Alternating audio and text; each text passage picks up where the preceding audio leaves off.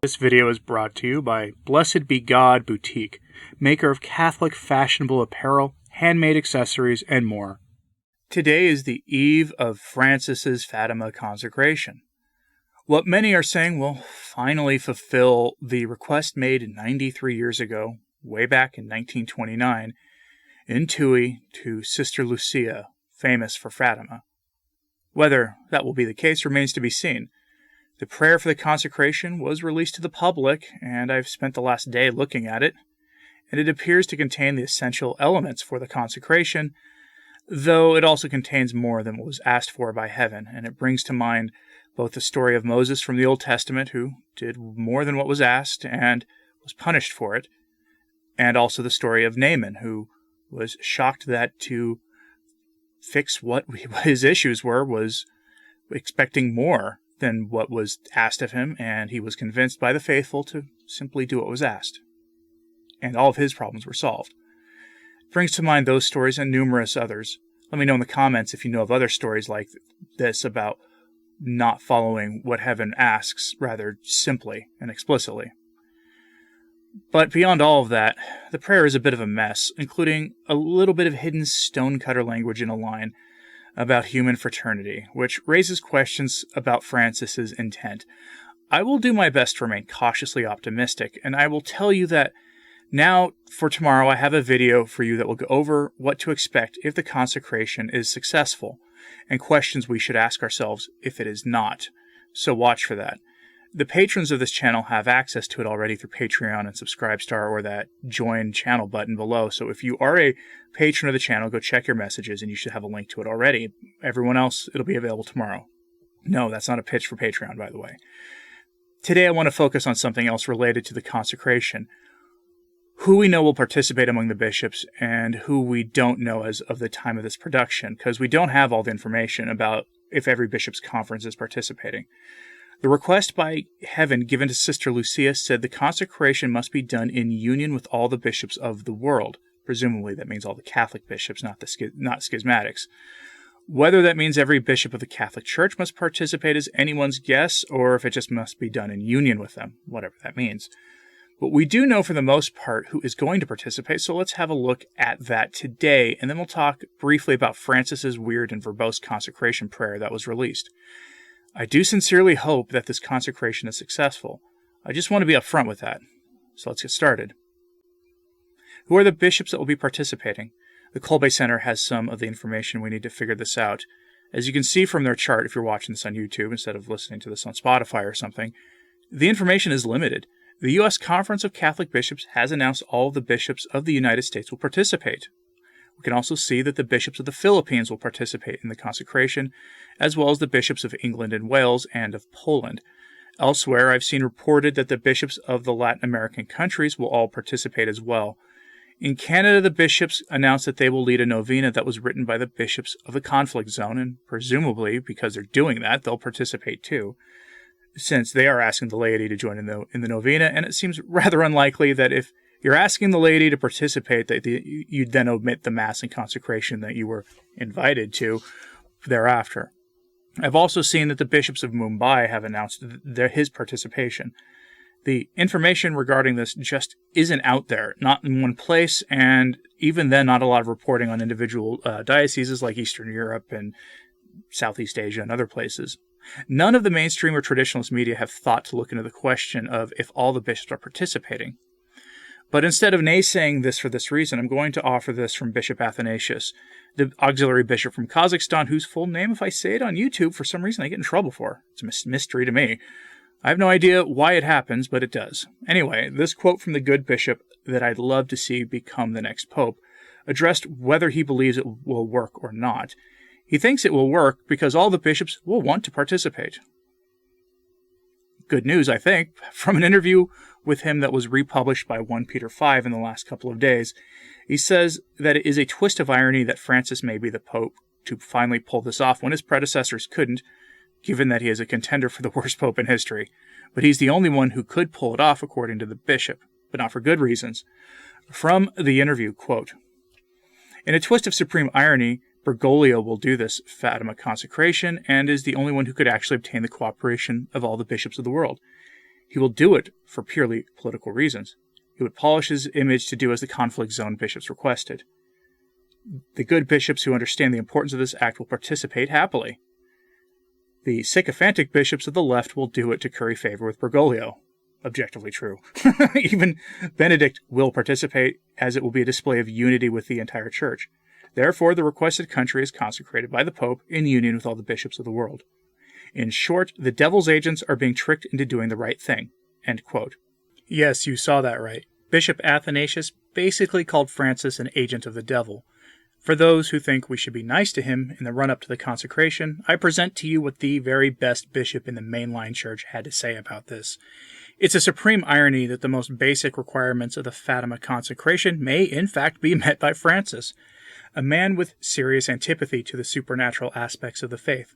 But there is one more conference of bishops who are in question, and a rather huge piece of news from another conference of bishops, and so we'll talk about that in a second.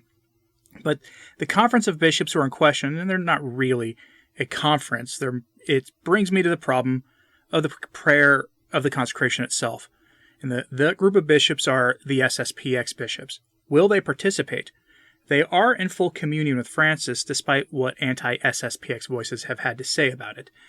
They haven't formally announced what they're going to do yet at the time of this production, but they did announce the following a few days ago from their website, quote, "The Priestly Society of St. Pius X has learned with joy of the announcement of the consecration to the Immaculate Heart of Mary, scheduled for March 25th.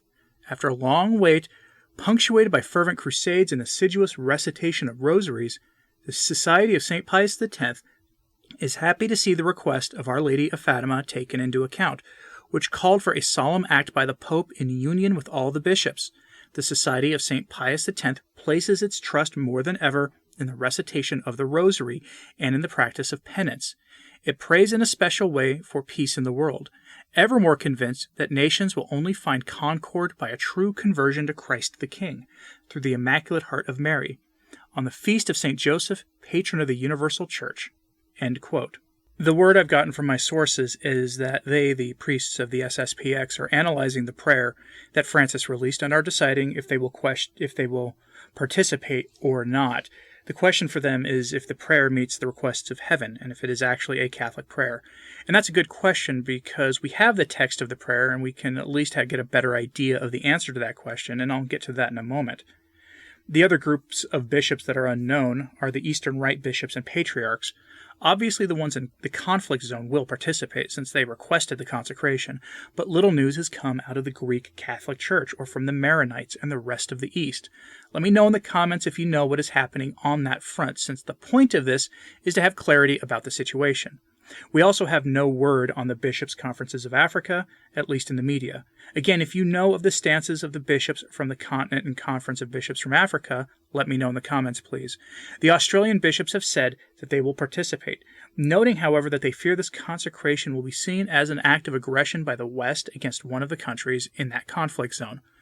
Maybe, maybe not. But regardless, it appears that they will participate. That leaves the various bishops of the Far East who are otherwise unknown, and will disregard the so-called patriotic bishops from the country that we have to refer to as the Middle Kingdom, since the name of that country sets off flags on this platform. They are stooges of the state there and are not even Catholic for the most part. We also know that some of the bishops of the Eastern Orthodox churches are going to participate, but not in the consecration. They will be offering prayers to Our Lady that are traditional to their sect in union with the intentions of Francis as expressed in the prayer. The other group of non-Catholics who just dropped a huge piece of news on the church are the German Bishops' Conference. They will not be participating in the consecration explicitly as a group. And I say non-Catholic because if you've been following my coverage of the German Synodal Way, the bishops of Germany, with some exceptions, have functionally left the faith for a new goofy version of Protestantism. I mean, even Protestant ministers are telling them to rein it in. But from cath.net we get the story, and from it, quote, "Apparently no central celebration of the consecration to the Immaculate Heart of Mary by Pope Francis is planned for the German Bishops' Conference. When asked by the press, DBK, that's the German Bishops' Conference, press spokesman Matthias Kopp explained that, quote, the Pope wrote to the bishops, thereby passing on responsibility to the dioceses. The chairman of the German Bishops' Conference, Bishop George Botzing of Limburg, quote, will celebrate Vespers on Friday at 5 p.m. in Limburg Cathedral with a consecration prayer of the Holy Father, which we hope to receive soon, Culp said. So far as of March 23rd, 7 a.m., there is no entry on the website of the German Bishops' Conference on the forthcoming consecration, surprisingly not under the keyword of Pope Francis. End quote. So individual bishops might be, but there is no guarantee. This is huge and should be getting more coverage. Now, let's go back to that prayer. It's long, so I'm not going to read the full thing. I'll just go over the contents of it. It reads at a quick glance like a Catholic prayer, but it has a couple of questionable things. Specifically, the values of the French Revolution are rather explicitly sprinkled into it, at least in one place, and those are, of course, human fraternity. Francis just loves him some human fraternity, and it's not a Catholic value. What most people have noticed is that Francis is going to focus the consecration on all of humanity, with the countries that inspired this move being named almost as an afterthought. Taylor Marshall and Matt Gaspers discussed this over on his channel a couple of nights ago, so go check that out for more details. I'm not that worried about the, all of humanity part of it, but it could be a problem. So let's just bear that in mind, and this is why we should be praying for the success of this thing. And that brings me back to the prayer. Again, most of it's fine. The inclusion of all humanity may or may not be a deal breaker. After all, the main points of the requirement at Fatima are being met on paper. Even the requirement for public penance seems to be on paper being met, though few have ever opined on what that part of the Fatima message actually means. Traditionally, it is understood that the Pope himself needs to make a public act of penance when doing the consecration, and the event on Friday will take place at a penance service of some kind. That on paper meets the requirements, but here's the thing. Penance is an act of the will. You can't fake being penitential. To make penance, to repent of sin and error, is something that you really actively must do, to actively will it and follow through. To go forth and sin no more. And the errors warned about by Our Lady of Fatima permeate our world, and Francis has certainly adopted those ideas himself. Just look at the things he's done, look at the people he's had at Vatican conferences these last few years. And there's no sign of his having repented of them. Still, perhaps this will meet the requirements of heaven. Only time will tell. Like I said, I sincerely want this to work. The promises given by Our Lady to Sister Lucia are that if the consecration is done in keeping with heaven's will, that there will be a triumph of the Immaculate Heart. What does that mean? You can find out tomorrow in the video I've prepared for that. Few have given any thought to what that would entail, and it's certainly not just a cessation of hostilities in the present international crisis. Far, far from it. It could be a monumental and, shall I say, cleansing turn of events in the modern world. On the other side of the triumph, the world will absolutely be different than it is now, with no question. That's for tomorrow. What do you think of this? Are people being hopelessly naive by being hopeful that Francis will do this? I'm trying to remain cautiously optimistic despite the inclusion of human fraternity in the intention. There's, the real temptation for a lot of the critics of Francis to have hardened hearts about it. But, on paper at least, it does appear to meet the requirements of heaven. But am I being naive? Am I not being hopeful enough? Am I being too harsh on the Pope who consecrated the Vatican to Pachamama? Let me know in the comments, please. And remember to tune in tomorrow for that video on what a successful consecration may entail.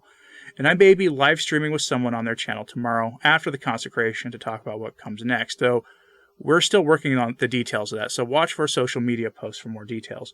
But let me know what you have to say about all of this, and like and subscribe if you haven't. It actually really does help. As always, pray for the Church. I'm Anthony Stine. Ave Maria.